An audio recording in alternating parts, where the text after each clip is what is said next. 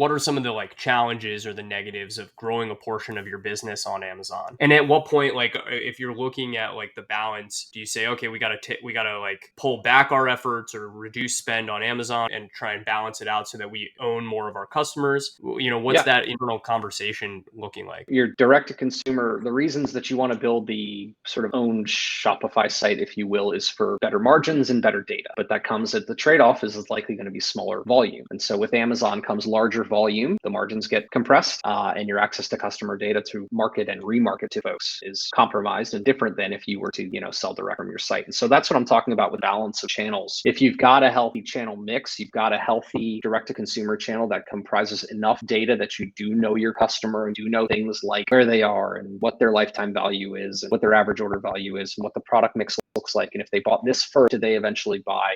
Right? You got enough data from your direct-to-consumer store that even if you are flying completely blind on Amazon, which we try to get as much data as we can, you're still able to know your customer, sort of own your customer, and market to enough of a base that it can propel the business forward. And ultimately, like when you're thinking about brand building, I like to think that there's the halo effect that we call, which is like you're directing your marketing towards your own e-commerce store, but that has some immeasurable impact on your Amazon business or on your wholesale or retail business because you're marketing the brand and products. And so again, with Control Freak as the example, it was really easy to sort of say, we're doing these things on YouTube. We know that that has some effect on getting people to walk into a GameStop store and buy our accessories. We just can't say exactly what, but it's still doing, even if you don't see like the complete direct line of run an ad, click an ad, buy from your site, calculate ROAS and move forward. Right. The attribution's a bit harder, but surely if you matched up the graphs of spend on YouTube you're going to see a downstream effect.